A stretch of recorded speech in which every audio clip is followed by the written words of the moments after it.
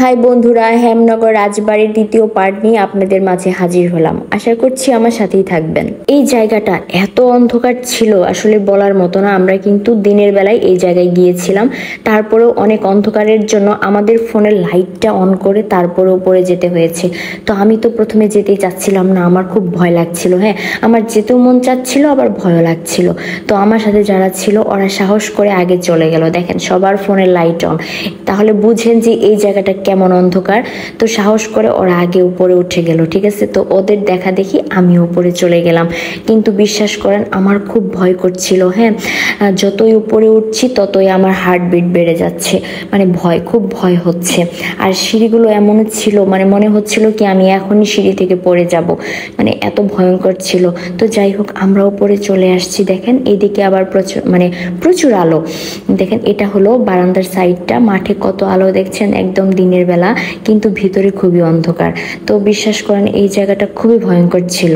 যখন এই জানালাটা খুলে দিল না, এমন একটা শব্দ হলো, মনে হলো কি এখানে কিছু একটা আছে, মানে আরো তো খুব ভয় লাগছিল। তো আমি চারপাশটা একটু ভিডিও করে নিলাম, তো ওদের পিছে পিছে আমি চলে যাই। হ্যাঁ, এই জায়গাটা খুব বেশি ভয়ঙ্কর। দেখেন ওদিকে তাকালেই মনে হচ্ছে কি এখানে কিছু একটা আছে। তো যাই হোক, তো দেখেন এই জায়গাটায় অনেক বেশি সুন্দর ছিল।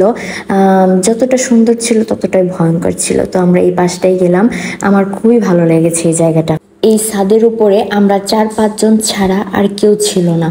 তাহলে বুঝতে পারেন, মানে এত বড় একটা জমিদার বাড়ি, রাজবাড়ি, এখানে শুধু আমরা 4-5 জন ছাদে, আর কেউ না। তো আমরা ভয়ে ভয়ে আর কি ভিডিও করে নিলাম। আর এখানে আমার মনে হচ্ছিল কি আমি এখনই ছাদটা ভেঙে নিচে পড়ে যাব, আমার এরকম মনে হচ্ছিল। আর মনে হচ্ছিল কি কিছু একটা এখানে আছে। তো দেখেন চারপাশটা খুবই সুন্দর ছিল। বিশ্বাস করেন যেমন সুন্দর ছিল তেমন ভুতুড়ে ছিল। আসলে এটা সংস্কারের অভাবে এইভাবে পরিত্যক্ত অবস্থায় পড়ে আছে। এটা যদি সংস্কার করা হতো তাহলে আসলে জিনিসটা আরো ভালো লাগতো। তবে কি আমার না পুরনো জিনিসই বেশি ভালো লাগে, দেখতে খুব বেশি ভালো লাগে। তো এটা ভিতরের সাইডটা ছিল। তো আমরা এখানে বেশি অপেক্ষা করিনি, বেশি থাকিনি, কারণ এই জায়গাটা আমার কাছে বেশি নিরাপদ মনে হচ্ছিল না। তাই আমরা এখান থেকে খুব দ্রুত চলে যাই এবং ভিতরের সাইডটায় ভিজিট করি। তো আমরা ভিতরের সাইড এখন আপনাদেরকে দেখাবো।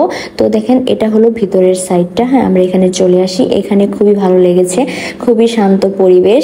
বাহিরের দিকটা খুব ভালো লেগেছে, কিন্তু ভিতরের দিকে যখন গিয়েছি তখন সে আবার ভয় ভয় একটা কাজ করেছে। তো দেখেন আপনাদেরকে এখন আমি দেখাবো ভিতরের সাইডটা, তো সাথেই থাকবেন। দেখেন একদম পুরনো পরিত্যক্ত অবস্থায় পড়ে আছে।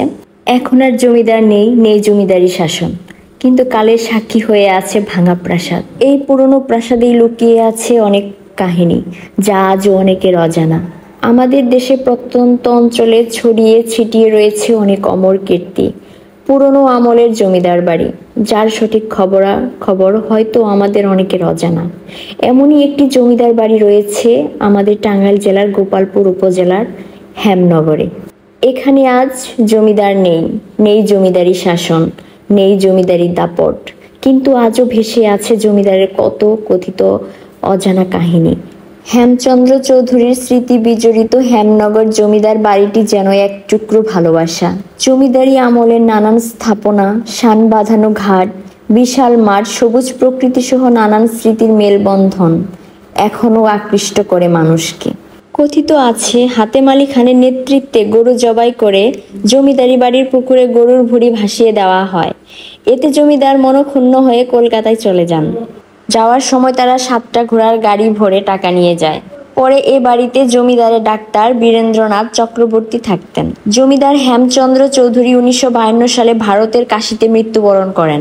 স্থানীয় মহল জমিদার বাড়িটিকে কলেজের জন্য উপযুক্ত স্থান হিসেবে নির্ধারণ করলে 1979 সালে হেমনগর খন্দকার আসাদুজ্জামান ডিগ্রি কলেজ নামে একটি কলেজ প্রতিষ্ঠা হয়।